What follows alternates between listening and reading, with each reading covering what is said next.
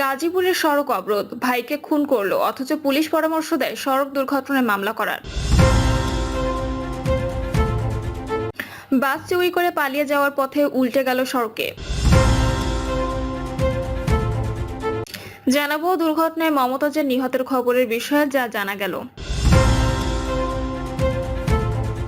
এবং সর্বশেষ জানাবো আতঙ্কে রাতের ভোটের সহযোগী সাবেক ডিসিরা। শুনছিলেন সংবাদ শিরোনাম, এবারে বিস্তারিত। গাজীপুরের সড়ক অবরোধ, ভাইকে খুন করলো অথচ পুলিশ পরামর্শ দেয় সড়ক দুর্ঘটনায় মামলা করার। গাজীপুরের শ্রীপুরে এক অটোরিকশা চালককে হাত ও পায়ের রক কেটে হত্যার পর সড়কে ফেলে রাখার অভিযোগ উঠেছে তাকুয়া পরিবহনের শ্রমিকদের বিরুদ্ধে। এ ঘটনায় মামলা নিতে গড়িমসির অভিযোগ তুলে তাকুয়া পরিবহন বন্ধের দাবিতে ঢাকা ময়মনসিংহ মহাসড়ক অবরোধ করেন অটোরিকশা চালক ও স্থানীয়রা। নিহতের স্ত্রী শারমিন বেগম বলেন, গতকাল বিকেলে গড়গড়িয়া মাস্টারবাড়ি এলাকায় তাকুয়া পরিবহনের একটি বাসের স্টাফের সঙ্গে আমার স্বামীর বাগবিতণ্ডা হয়। এরপর তাকে তাকুয়া পরিবহনের স্টাফরা জোর করে তুলে নিয়ে যান। তুলে নেওয়া 2 ঘন্টা পর ঘটনাস্থলে 1.5 কিলোমিটার দূরে স্বামীর মরদেহ পড়ে থাকতে দেখে স্থানীয়রা খবর পেয়ে সেখানে গিয়ে স্বামীর হাত পায়ের রক কাটা রক্তাক্ত মরদেহ দেখতে পায়। নিহতের ছোট ভাই মোহাম্মদ আজিজুল অভিযোগ করে বলেন, ভাইকে তুলে নিয়ে হাত ও পায়ের রক কেটে হত্যা করা হয়। আমরা থানায় মামলা করতে গেলে পুলিশ মামলা না নিয়ে গড়িমসি করে। রাতভর থানায় অবস্থান করেও মামলা নেয়নি পুলিশ। আমার ভাইকে ধারালো অস্ত্রের আঘাতে খুন করলো অথচ পুলিশ সড়ক দুর্ঘটনায় মামলা করার পরামর্শ দেয়। এজন্য স্থানীয় বাসিন্দা ও অটোরিকশা চালকরা সড়ক অবরোধ করেন। ইমাম পরিবহনের চালক মোখলেছুর রহমান বলেন, দীর্ঘ 3 ঘন্টা ধরে সড়কে আটকে রয়েছি। সড়কে হাজার হাজার মানুষ অবরোধ করেছে। গাড়িতে যাত্রীরা খুবই ভোগান্তিতে আছে। শ্রীপুর থানার ভারপ্রাপ্ত কর্মকর্তা জয়নুল আবদিন মণ্ডল বলেন, পুলিশের ঊর্ধ্বতন কর্তৃপক্ষের সঙ্গে পরামর্শ করে মামলা নেওয়া হচ্ছে। তাকুয়া পরিবহন বন্ধ না করলে ওরা সড়ক ছাড়বে না। দীর্ঘ যানজট সৃষ্টি হয়েছে সড়কে। দুপুর 12টার দিকে অটোরিকশা চালক এবং স্থানীয়দের বুঝিয়ে মহাসড়ক থেকে সরিয়ে দিলে ওই সড়কে যানবাহন চলাচল স্বাভাবিক হয়। বাস চুরি করে পালিয়ে যাওয়ার পথে উল্টে গেল সড়কে। কুমিল্লার কেন্দ্রীয় বাস টার্মিনাল থেকে মিয়ামি এয়ারকন নামে একটি বাস চুরি করে পালিয়ে যাওয়ার পথে দুর্ঘটনার কবলে পড়েছে।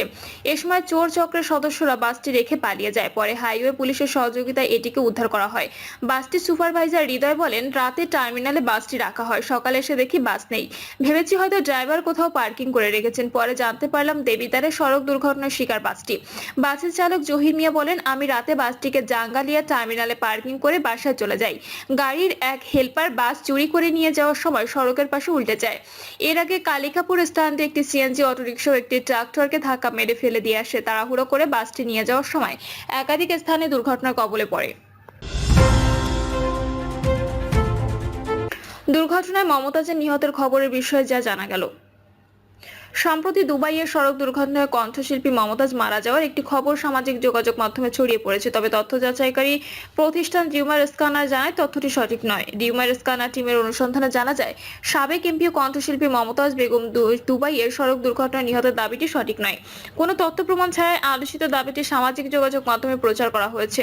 দুপুর 2টা 5 মিনিটে প্রকাশিত সম্ভাব্য প্রথম পোস্টটি খুঁজে পাওয়া যায়। উক্ত পোস্টে দাবি করা হয়, দুবাইয়ে গাড়ি অ্যাক্সিডেন্টে শেষ নিঃশ্বাস ত্যাগ করলেন কণ্ঠশিল্পী মমতাজ। পোস্টের মন্তব্যের ঘরে একটি ভিডিও লিঙ্ক যুক্ত করা হলে উক্ত লিঙ্কে প্রবেশ করে দেখা যায় এটি একটি স্প্যাম ওয়েবসাইটের লিঙ্ক। পরবর্তীতে প্রাসঙ্গিক কিওয়ার্ড সার্চ করে আলোচিত দাবির সপক্ষে গণমাধ্যম ও বিশ্বস্ত সূত্রে কোনো তথ্য পায়নি রিউমার স্ক্যানার।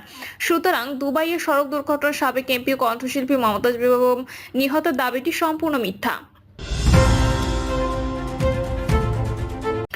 আতঙ্কে রাতের ভোটের সহযোগী সাবেক ডিসিরা।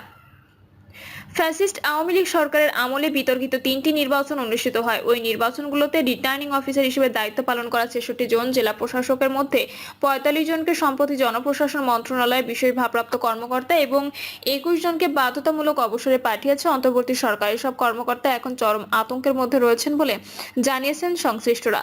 তারা বলছেন, 2014 সালের 5 জানুয়ারি 10ম জাতীয় সংসদ নির্বাচন অনুষ্ঠিত হয়। একতরফা ওই নির্বাচনে মোট 147টি আসনে ভোট গ্রহণ হয়। বিএনপি ও এর নেতৃত্বাধীন জোট নির্বাচন বর্জন করে 153টি আসনে বিনা প্রতিদ্বন্দ্বিতায় জয় পায় ক্ষমতাচ্যুত আওয়ামী লীগ ও তার শরিকরা।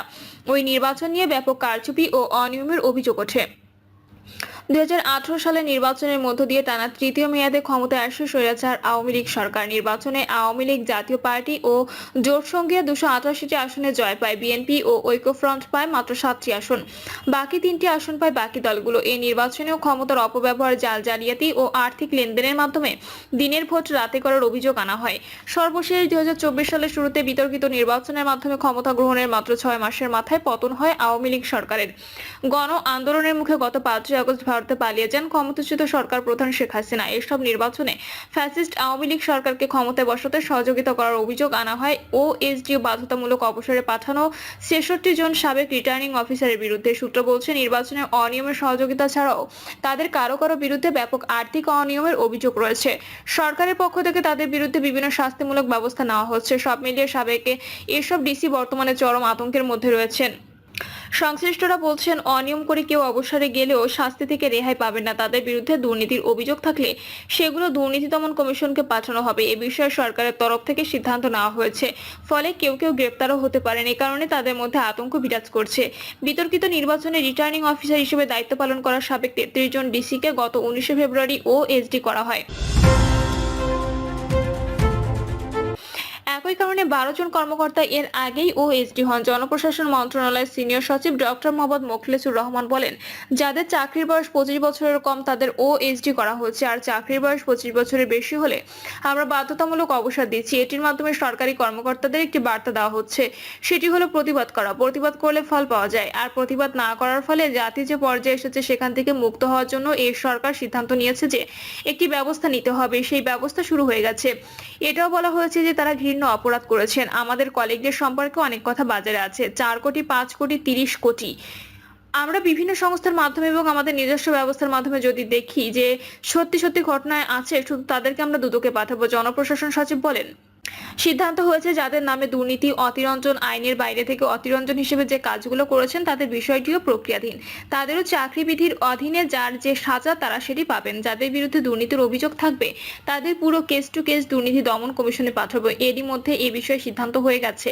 চিঠিপত্র চলে এসেছে। সামনে ভোট। বর্তমানে প্রশাসনে থাকা কর্মকর্তাদের উদ্দেশ্যে কি বার্তা দিতে যাচ্ছেন আপনারা? এমন প্রশ্নের উত্তরে মোখলেছুর রহমান বলেন, সামনে নির্বাচন, ডিসিরা 3 দিন থেকে গেলেন। আমরা ডিসিদের এই মেসেজ দিয়েছি যে আপনারা রিটার্নিং অফিসার হবেন। ভয়ভীতির ঊর্ধ্বে থেকে সাহসের সঙ্গে আইন কানুন মেনে রিটার্নিং অফিসার হিসেবে দায়িত্ব পালন করবেন। যারা করবেন না তারা এই মেসেজ পেয়ে যাবেন যে না করলে কি ফল হয়।